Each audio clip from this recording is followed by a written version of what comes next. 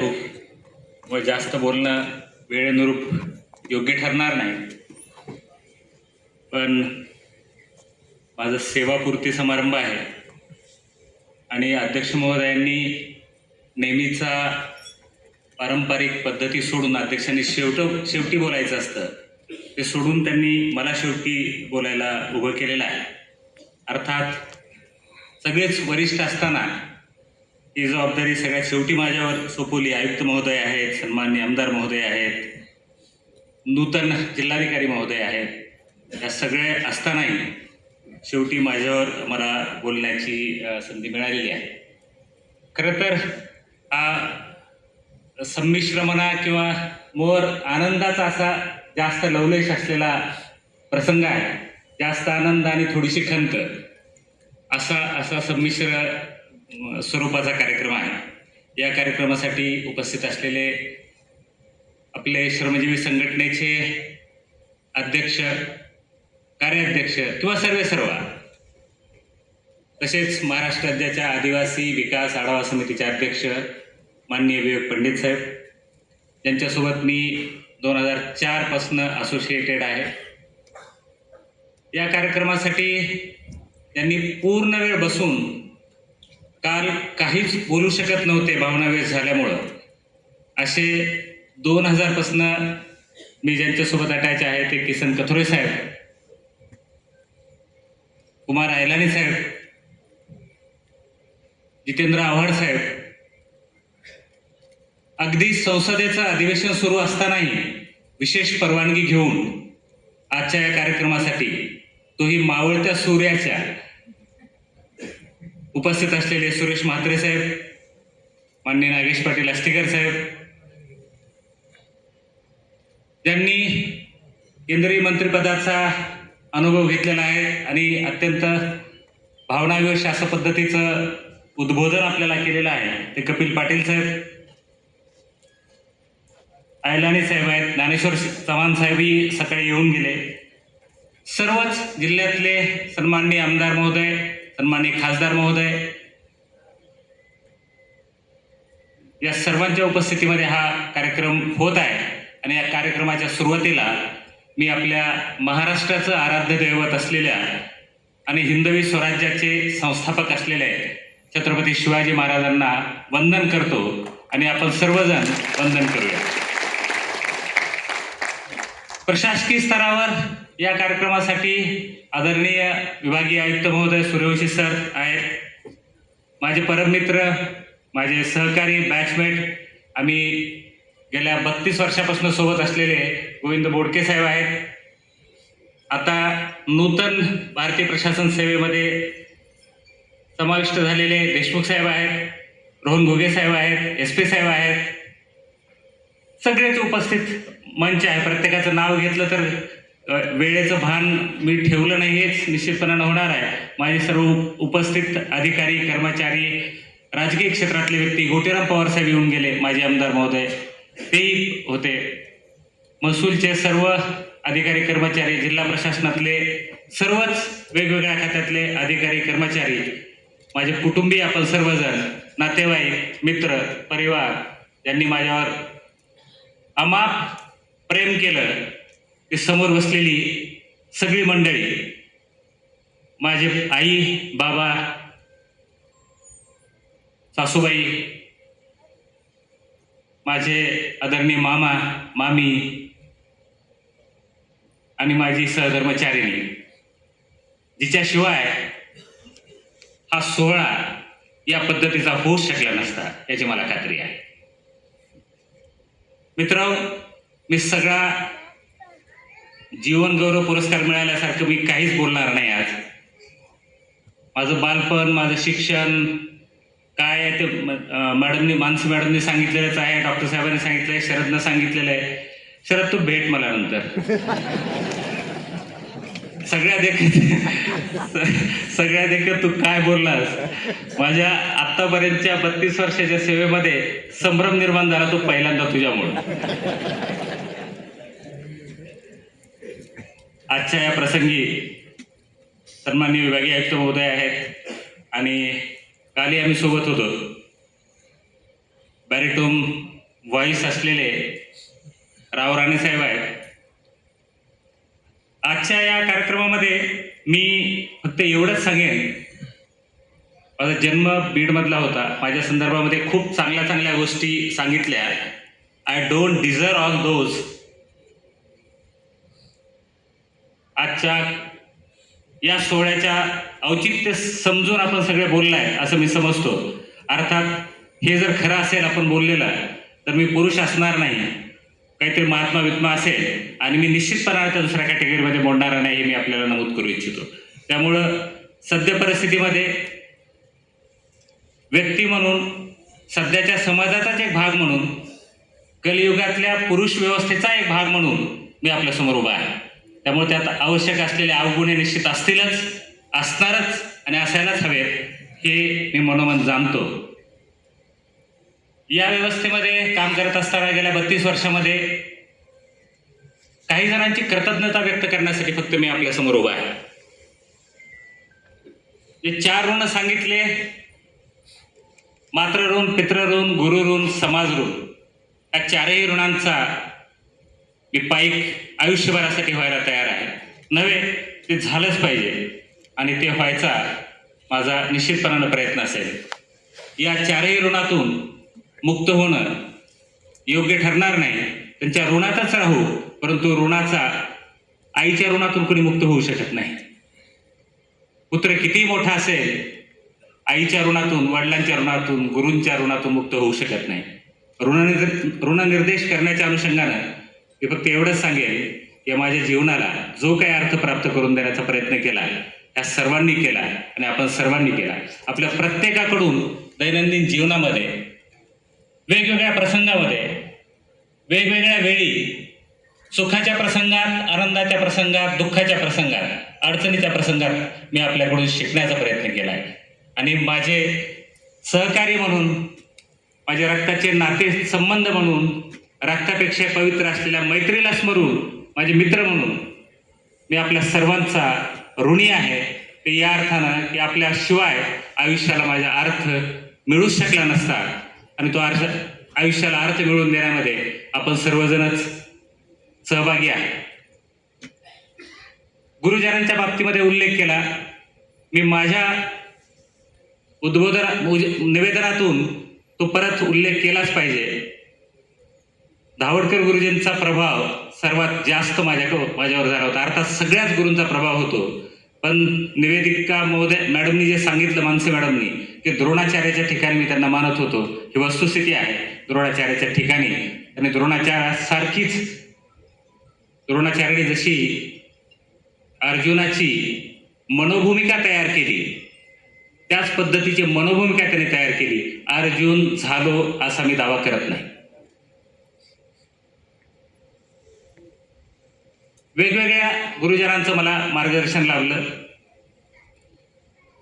सुरुवातीच्या कालखंडामध्ये, प्राथमिक शाळेमध्ये असताना किंवा पौगंडावतीमध्ये असताना, 8वी 9वीला किंवा माध्यमिक परीक्षेच्या वेळेला, माध्यमिक शाळांमध्ये असताना माझे वडील बंधू शिवाजीराव दादा यांचं अमूल्य असं सहकार्य मिळालं.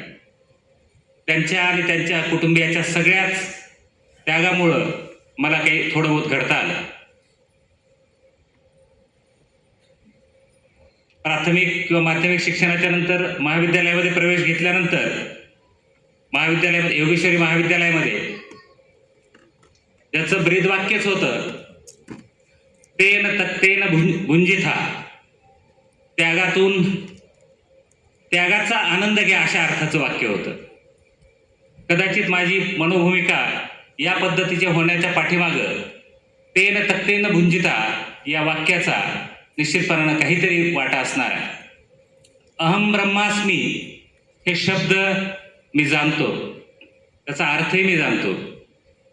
आपल्या सर्वांमध्येच ईश्वराचा अवतार आहे, ईश्वराचा अंश आहे आपल्या सर्वांमध्येच.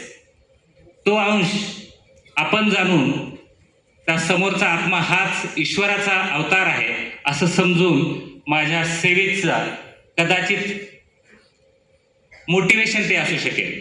त्यामुळे आपण जे उल्लेख केला, मी रागावलो नाही, किंवा मी हसतच राहिलो, स्मितहास्य करत राहिलो, त्याच्या पाठीमागं स्मितहास्य करत राहिलो, त्याच्या पाठीमागं अहम ब्रह्मास्मी हे तत्व कदाचित असू शकेल. या तत्वाचा पुरस्कर्ता महाविद्यालयीन जीवनामध्ये गेल्यानंतर मी कृषी महाविद्यालयामध्ये जेव्हा गेलो तेव्हा कृषी मूलम ही जीवनम हे तत्व आधारित त्या महाविद्यालयाचा बोधवाक्य हे होतं, कृषी मूलम ही जीवनम. पुन्हा शेती व्यवस्था, शेतकरी, ग्रामीण कारागीर यांच्या प्रती जे सहानुभूती निर्माण झाली असेल तर या ब्रीद वाक्याचा त्याच्या पाठीमागे कुठं ना कुठं तरी हात असेल असं मला वाटतंय. त्यामुळं ही जी सगळी व्यवस्था आहे किंवा माझी जी कामाची पद्धत असेल, चांगलं वाईट, त्यातून काही प्रश्न सुटले, काही निर्माण झाले, काही कमी झाले, या सगळ्यामध्ये फक्त निष्पाप निष्कर्म पद्धतीने सेवा करावी हा माझा एक स्थायीभाव होता. त्यामध्ये कितपत यशस्वी झालो किंवा यशस्वी झालो असा माझा दावा निश्चितपणे नसणार नाही. मित्रांनो, मला सहकार्यांच्या बाबतीमध्ये आपलं सर्वांचं तर सहकार्य निश्चितपणे लाभलं. मला विशेषत्वानं उल्लेख करायचा आहे तो डॉक्टर अशोक थोरातांचा. मला वाटतं डॉक्टर साहेब तुम्हाला मतदारसंघ बघितला पाहिजे. मला सन्माननीय कथोरे साहेबांनी, सन्माननीय पंडित साहेबांनी किंवा अन्य सन्माननीय मंचावरच्या वक्त्यांनी बोलतानाही सांगितलं की कोणता मतदारसंघ शोधताय, पण कसलीही राजकीय अभिनिवेश किंवा राजकीय महत्वाकांक्षा मला नाही हे मी नम्रपणाने नमूद करू इच्छितो. काही असेल तर अराजकीय व्यवस्थेमध्ये ज्याचे शाश्वत स्वरूपाचे परिणाम असू शकतील अशा व्यवस्थेमध्ये काम करण्याचा मानस आहे. शासन किंवा आपण सर्वजण मिळून जो उल्लेख भाऊंनी केला, पंडित साहेबांनी केला, त्या ICS मध्ये आपण करायचा प्रयत्न करू. गेल्या 2 वर्षाचा किंवा त्याच्या अगोदरचा उल्लेख केला गेला. मात्र हे सांगत असताना डॉक्टर साहेब तुमच्याबद्दल हे बोललं पाहिजे की ज्या पद्धतीचं आपलं वक्तृत्व होतं त्या वक्तृत्वाला जो एक राजकीय किनार असावी किंवा सोनेरी किनार असावी ती राजकीय स्वरूपाची होती असं मला जाणवलं. त्यामुळे आपण मतदारसंघ बघा, काही दिवसातच सेवापूर्ती किंवा राजीनामा अशी व्यवस्था असू शकते हे मी फक्त आपल्याला इंडिकेट करू शकतो. त्याबद्दलचा निर्णय आपण घ्यावा. दुसरा माझा सहकारी शरद, तू मला भेटच.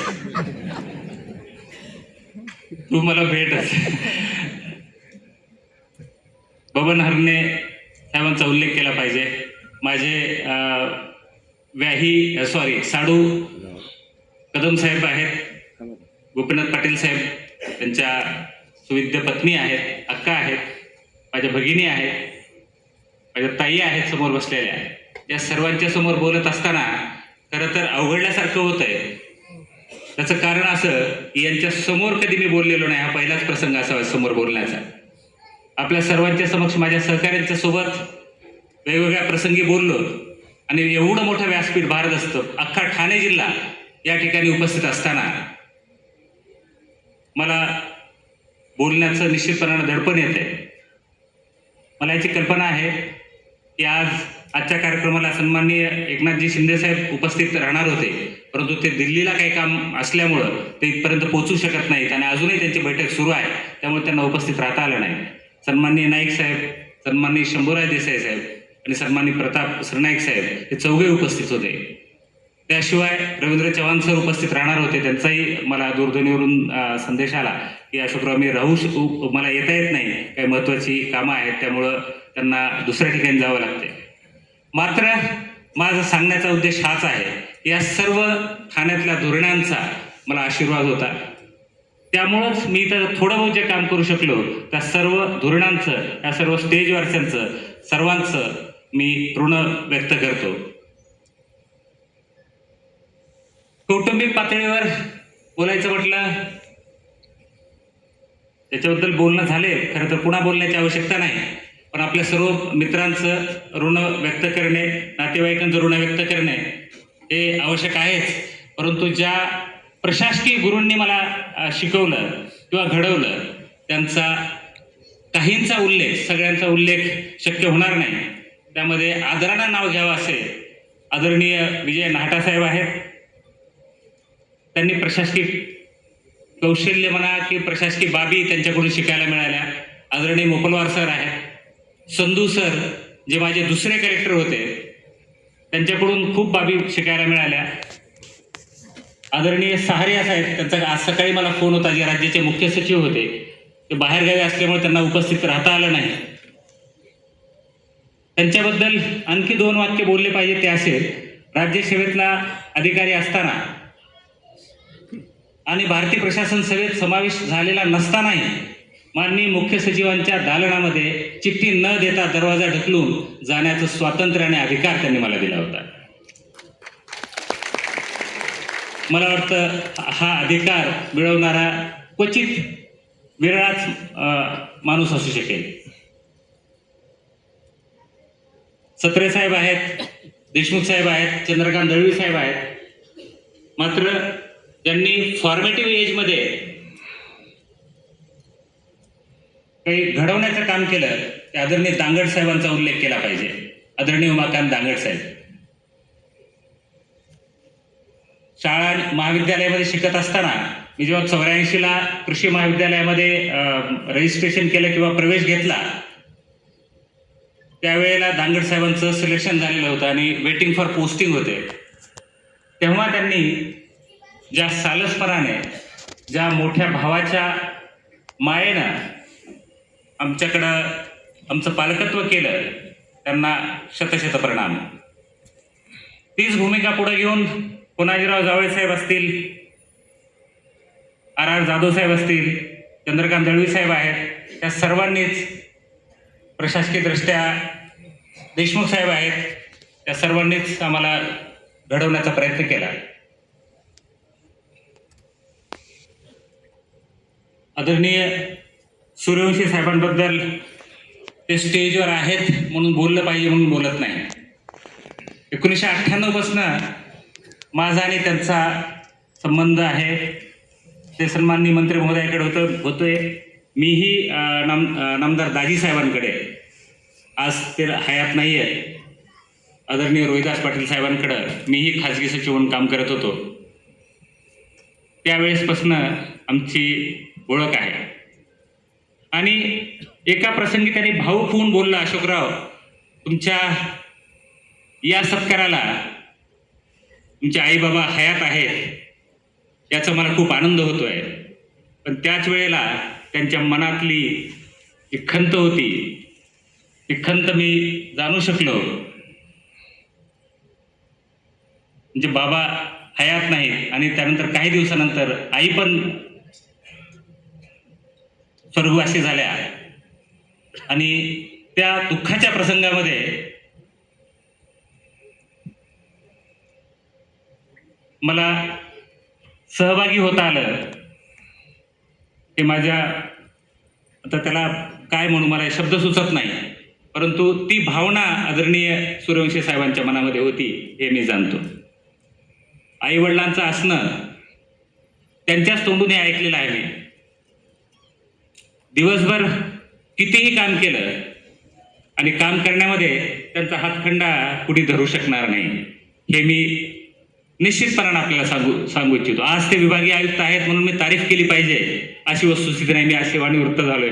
सर, ACRचा काही संबंध नाही. त्यामुळं निश्चितपणानं आपण आपल्या कामाची पद्धती मला माहीत आहे. मी राज्यस्तरावर महाराष्ट्र प्रदूषण नियंत्रण मंडळाचा सदस्य सचिव असताना सर कल्याण डोंबिवली महानगरपालिकेमध्ये आयुक्त होते. कोविडचे दिवस होते. कालही मी त्याचा उल्लेख केला, त्याची पुनरुक्ती होते, परंतु होऊ दे. दुसऱ्यांदा सांगण्यासारखंच हे काम आहे. किंबहुना कोविडच्या वेळेला ठाणे जिल्ह्याला राजेशने जे नेतृत्व दिलं, राजेश नार्वेकरांनी, कल्याण डोंबिवलीला आपण जे नेतृत्व दिलं ते अद्वितीय पद्धतीचं नेतृत्व होतं. त्यामुळं कोविड हाताळण्यामध्ये निश्चितपणानं सुलभता आली हे मी नम्रपणानं आपल्यासमोर नमूद करू इच्छितो. आणि हे सगळं कूलपणे केलंय. सर, आपल्याला कॅप्टन कूल म्हणतात. एक पुस्तिका नव्हे एक खंड प्रकाशित केलेला आहे. आपल्याबाबतचाच आहे तो. कॅप्टन कूल याच नावाने आहे तो. कल्याणमध्ये आपण केला होता. मी तेव्हा MPCBला होतो. MPCBचा विषय निघाला तर एक शाश्वतता किंवा सस्टेनेबिलिटीवर थोडंसं 1-2 मिनिटं बोललं पाहिजे. सस्टेनेबिलिटी हा मूलमंत्र आहे. रावराणे साहेबांनी त्यांच्या विशेष टोनमध्ये काही उल्लेख केला की स्माइलिंग गन वगैरे, रॉजर मूर हाही उल्लेख त्यांनी केला. रॉजर मूर UN पीसचा वगैरे काही उल्लेख केला, पीस कीपरचा उल्लेख केला. मला कुटुंबातली पीस जपायची आहे. तुम्ही जर ते करत असाल तर कुटुंबामध्ये अशांतता निर्माण होईल. त्यामुळं मी कुटुंबापुरताच पीस कीपर म्हणून राहणं योग्य पसंत करीन. सस्टेनेबिलिटीवर आपण बोलत होतो. सस्टेनेबिलिटी मला 1-2-3-4 मिनिटामध्ये मी संपवतो, जास्त वेळ घेणार नाही. खूप वेळ झालाय. 4 वाजता सुरू झालेला कार्यक्रम साधारणपणे 8 वाजता आहे. सस्टेनेबिलिटीच्या अनुषंगाने विचार करता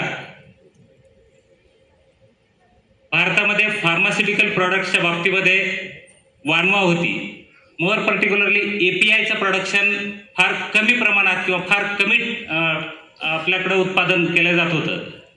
त्यावेळेला त्याचं उत्पादन केल्याशिवाय फार्मास्युटिकलमध्ये आपण लीडर होणार नाही, ही संकल्पना मला आपल्यासारख्याच जाणकारांच्या माध्यमातून समजली होती. आणि त्याचा प्रमोट करून ते करत असताना त्यांनी जो उल्लेख केला की प्रॉडक्टमध्ये वाढ करणे, परंतु नॉन पॉल्युटिंग प्रॉडक्ट कमी करून प्रॉडक्ट घेणे आणि व्यवसाय वाढवणे हे फक्त तत्व म्हणून आम्ही स्वीकारलं होतं. त्याचा काही झाला असेल फायदा इंडस्ट्रीला झाला असेल, परंतु तो इतका कौतुक करण्यासारखा निश्चितपणाने नव्हता, असं मी विनयाने सांगू इच्छितो. काही दिवसापूर्वी ठाण्याची याच ठिकाणी, या सभागृहामध्ये ठाण्याची अर्थव्यवस्था किती असावी या संदर्भामधले एक MMR रिजनचं वर्कशॉप इथं घेतलं होतं. या वर्कशॉपसाठी तत्कालीन मुख्यमंत्री व आताचे विद्यमान उपमुख्यमंत्री एकनाथजी शिंदे साहेब उपस्थित होते. आणि त्याला मी ज्यांच्याकडून प्रशिक्षणाचे किंवा प्रशासनाचे धडे घेतले ते आदरणीय प्रवीण परदेशी साहेब, मित्राचे उपाध्यक्ष, मित्राचे CEO म्हणून या नात्याने ते उपस्थित होते. या ठिकाणी ठाणे जिल्ह्याच्या स्ट्रॅटेजिक प्लॅनबद्दल चर्चा झाली. वेगवेगळ्या 5ही जिल्ह्यातून वेगवेगळे उद्योजक आणि वेगवेगळ्या संस्था इथे एकत्रित झाल्या होत्या. उहापोह झाला. आणि या MMR मध्ये जर काही ग्रोथ इंजिन असेल तर तो ठाणे जिल्हा आहे. मी फक्त श्रीकृष्णनाथजींना हे सांगू इच्छितो की या MMR रिजनचं ग्रोथ इंजिन, आणि त्याचे आपण नूतन जिल्हाधिकारी झालेला आहात, त्यामुळे हे ग्रोथ इंजिन निश्चितपणाने आपल्या नेतृत्वामध्ये खूप मोठी गती घेणार आहे.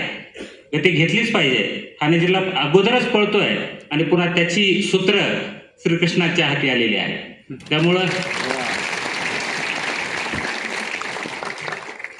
त्यामुळं तो पळणारच आहे याची मला खात्री आहे.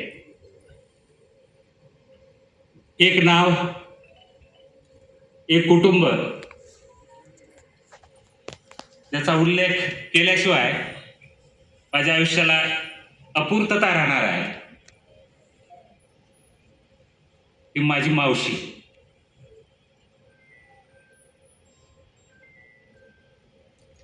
वेदना आहे सध्या तिला.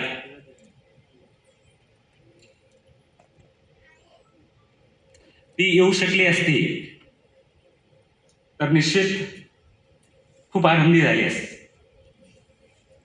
आयुष्याच्या अत्यंत कठीण प्रसंगी ज्या वेळेला कदाचित मी शिक्षण किंवा उच्च शिक्षण घेऊ शकेल का नाही अशी परिस्थिती निर्माण झाली होती. मानसे मॅडमनेही सांगितलं त्यांच्या निवेदनामध्ये. त्यावेळेला जो सपोर्ट, ज्याची तुलना हिमालयाचीच होऊ शकेल, रॉक ऑफ जिब्राल्टरशीच होऊ शकेल, तो सपोर्ट मला त्याने दिला.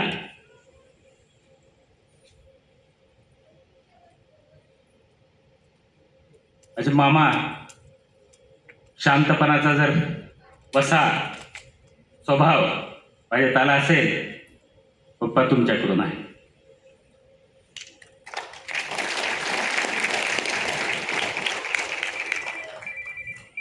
शांत असावं, पण कुणी फारच डवचलं तर त्याला भेडावं हा स्वभाव माझे मामा कैलासवासी तात्यांकडून आलाय.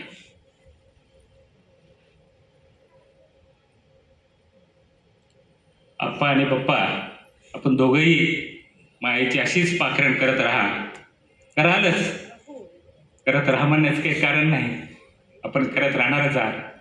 त्याबद्दल आजच्या या भाऊक प्रसंगी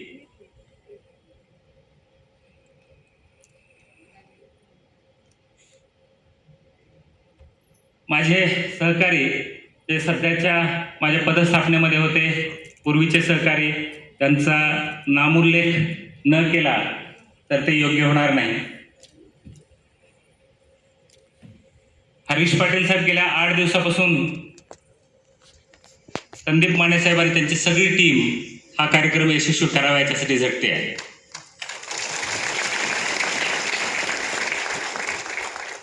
खरं तर असं भाग्य मिळणं आणि असा निरोप समारंभ मिळणं, याला माझं कर्तृत्व जबाबदार नसून तुम्ही ही जी मेहनत केली आहे ती जबाबदार आहे असं मला वाटतंय. टू मॉडेस्ट या कॅटेगरीमध्ये जरी संबोधन जात असलं तरी वास्तवाशी निश्चितपणानं साधर्म्य या वाक्याचं आहेच.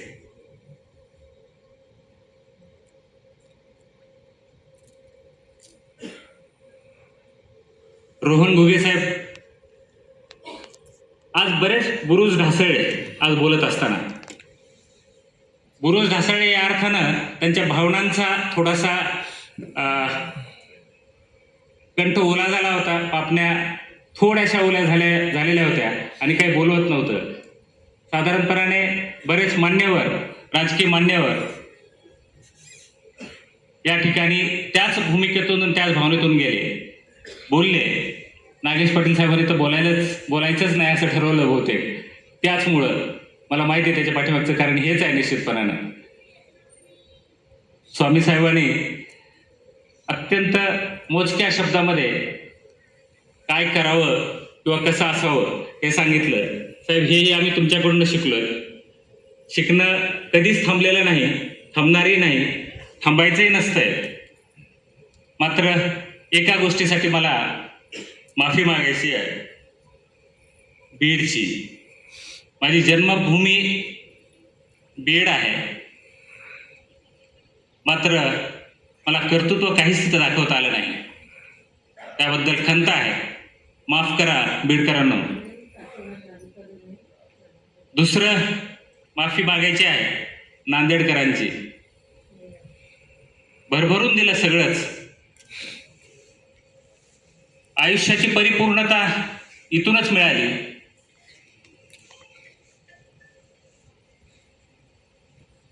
सहधर्मचारिणी तर तिचा उल्लेख आयुष्याची परिपूर्णता अशाच अर्थाने केलेला आहे.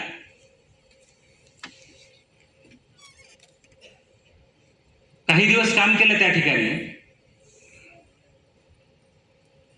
मात्र माझ्या ठाणे जिल्ह्यानं जी माया माझ्यावर केली ती माया अद्वितीय आहे आणि त्यांच्या ऋणात मला बीडकर किंवा नांदेडकर होता येणार नाही. मी ठाणेकरच राहणार आहे, एवढं मी फक्त आपल्याला सांगू इच्छितो. म्हणून त्या दोन्हींची मी माफी मागतो. वेळ खूप झालाय, आपण अब्रप्टली या कार्यक्रमाच्या एंडकडे येऊ. माझ्या आयुष्यामध्ये प्रत्येक व्यक्तीचा नामोल्लेख करणं योग्य होणार नाही वेळेच्या अभावी. मात्र प्रत्येकाचा माझ्यामध्ये, माझ्या सुधारणेमध्ये जो सहभाग आहे तो अमूल्य आहे. आणि म्हणूनच मी मग अहम ब्रह्मास्मी या तत्वाचा उल्लेख केला होता. आणि त्याला स्मरून आपल्या सर्वांचं मी आभार मानतो, धन्यवाद देतो की या तत्वाला यापुढेही आपण आपल्या आयुष्यामध्ये सगळ्यात प्राथम्याचं स्थान देऊन आयुष्यभराचा पुढचा प्रवास याच पद्धतीने आपण करत राहू. या कार्यक्रमासाठी आयोजक, ठाणे जिल्हा प्रशासन, हो, आणखी एक बाबीचा विशेषत्वानं उल्लेख केला गेला पाहिजे. मानसी सोनटक्के मॅडम या निवेदिका त्या फक्त माननीय पंतप्रधान महोदयांचा कार्यक्रम करतात, माननीय मुख्यमंत्री महोदयांचा कार्यक्रम करतात किंवा माननीय उपमुख्यमंत्री महोदयांचा कार्यक्रम करतात किंवा केंद्रीय मंत्री गडकरी साहेबांचे कार्यक्रम घेतात. त्यांचे आभार मानले पाहिजेत की या कार्यक्रमासाठी त्या मुद्दामहून या ठिकाणी उपस्थित आल्यात आणि अत्यंत साजेसं असं निवेदन, अर्थात ती त्यांची कला आहे आणि कला त्या गेल्या 30 वर्षापासून अव्याहतपणाने करतात. माझी आदरणीय पंडित साहेबांना, आदरणीय कथोरे साहेबांना, आदरणीय आयलानी साहेबांना, नागेश पाटील आष्टीकर साहेबांना विनंती आहे की त्यांनी निवेदनाच्या 30व्या वर्षी आहेत का त्या? नाही. अरे, निवेदनाच्या 30व्या वर्षात पदार्पण केलेलं आहे. माझी विनंती आहे की माननीय विभागीय आयुक्त महोदय आपण सर्वांनी त्यांचं पुष्पगुच्छ, शाल श्रीफळ देऊन स्वागत करावं अशी मी विनंती करतो.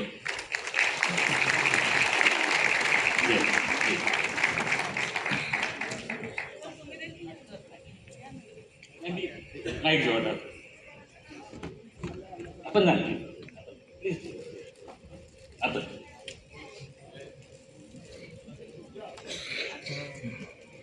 प्लीज.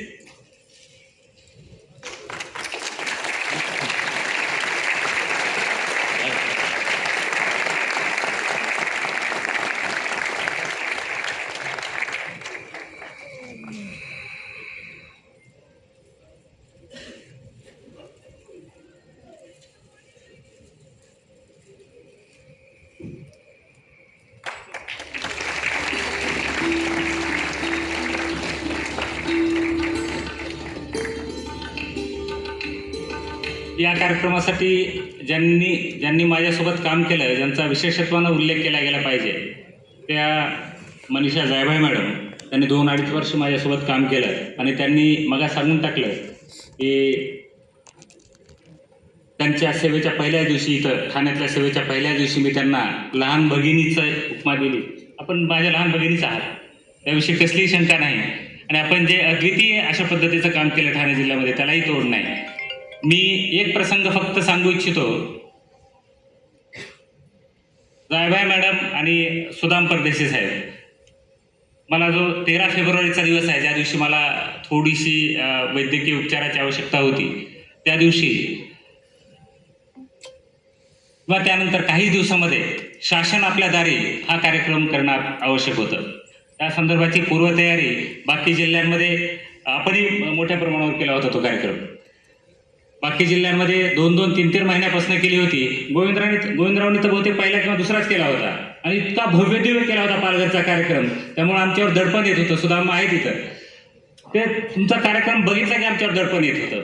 आणि त्या पार्श्वभूमीवर आदरणीय शिंदे साहेबांचं एक म्हणणं, कार्यक्रम मोठा झाला पाहिजे. अशोक ठाण्याचा कार्यक्रम आहे, राज्यात याच्यापेक्षा लहान, याच्यापेक्षा मोठा कार्यक्रम दुसरा कुठलाच होता कामा नये. ग्राउंड शोधण्यापासूनची तयारी, माझ्यावर आलेली ती अवस्था ज्यामध्ये मी बोलूही शकत नव्हतो. त्यांनी सांगितलं 1.5 तासानंतर 2 तासानंतर मी ऑफिसबद्दल चौकशी केली वगैरे. झूट आहे सर, बिलकुल नाही केली. सॉरी, झूट आहे. याच्यातून तुमच्या भावना दुखवायचा माझा उद्देश नव्हता, परंतु ते मिथ्या आहे असं एवढं मी म्हणेन. तो कार्यक्रम 65,000 लोकांचा कार्यक्रम आम्ही कल्याणला सर आपल्या त्या ग्राउंडवर केला. त्या ठिकाणी एका गोष्टीचा उल्लेख केला गेला पाहिजे की 3 दिवसामध्ये कार्यक्रम, आम्हाला 3 किंवा 4 दिवसापूर्वी आम्हाला साधारणपणे समजलं होतं की या आठवड्यात करायचा कार्यक्रम, मात्र 3 दिवसापूर्वी त्याची डेट निश्चित झाली. आणि उपजिल्हाधिकारी कसे कार्यक्षम असतात त्याचा एक दाखला मी देतो की रात्रीतून त्यांनी 23 एकरवर, अमित सानप कुठं आहे, अमित सानप, पार्किंगची व्यवस्था नव्हती, 20,000 गाड्याच्या पार्किंगची व्यवस्था त्यांनी रात्रीतून तयार केली होती. ज्या ठिकाणी जमीन नव्हती, खड्डे होते. आणि अर्थात हे श्रेय मी घेऊ नये, हे श्रेय त्याचंच आहे, त्यांचं आहे, सुदामचं आहे, बाकी सगळे जे आहेत त्यांचं आहे. मात्र स्टेजवर सत्कार माझा झाला, थोडंसं योग्य नाही ते, परंतु ठीक आहे, त्यांच्यासोबत त्यांचं श्रेय मी घेतलं. असे अनेक असंख्य कार्यक्रम झाले. कृतज्ञतेचा उल्लेख नावातून होतोच. कृतज्ञता माझे श्वसूर कैलासवासी बापूरावजी पाटील आष्टीकर यांच्याबाबत व्यक्त करायची आहे. ठाणे वाघ असं म्हणायचे, आणि अनुभवलंय मी.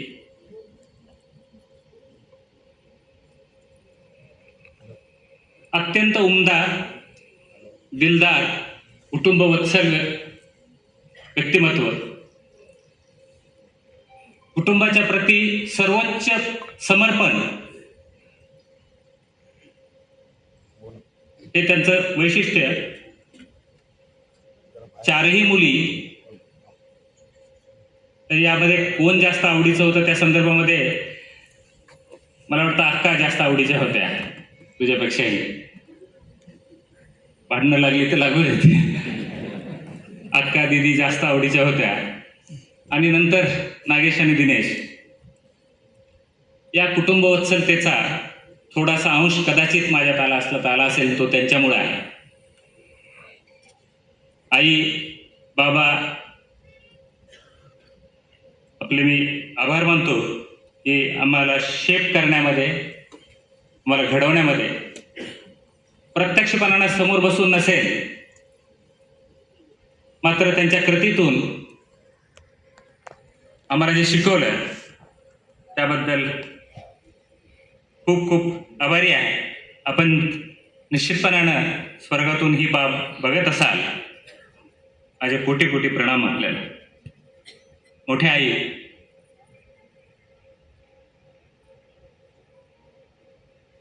त्यांनाही नमन, वंदन.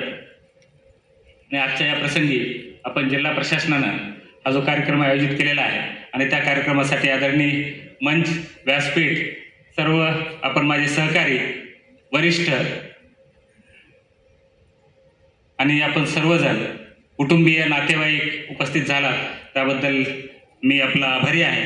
आजच्या या प्रसंगी आणखी न बोलणं योग्य आहे, एवढंच फक्त मी म्हणेल. मात्र हे सगळं, हा जो संवाद आहे, हा आपला संवाद माध्यमांशिवाय पूर्ण होऊ शकत नव्हता. त्यामुळे पत्रकार मित्र, इलेक्ट्रॉनिक आणि प्रेस मीडिया यांचं मनपूर्वक आभार मानतो. हा कार्यक्रम बहुतेक यूट्यूबवरनं पण लाईव्ह तुम्ही केलेला आहे, त्याबद्दल मनोज सानप आणि त्यांच्या टीम आणि एकंदरीतच जिल्हा प्रशासन या सर्वांना मी नतमस्तक होतो, सर्वांचे आभार मानतो. मला ही संधी ठाणे जिल्ह्यानं दिली, माझ्या ठाणे जिल्ह्यानं दिली, त्याबद्दल मी परत एकदा ठाणेकरांचं आभार मानतो आणि मी माझी रजा घेतो. धन्यवाद. या पद्धतीचा निरोप समारंभ केल्याबद्दल जय हिंद, जय महाराष्ट्र, जय भारत.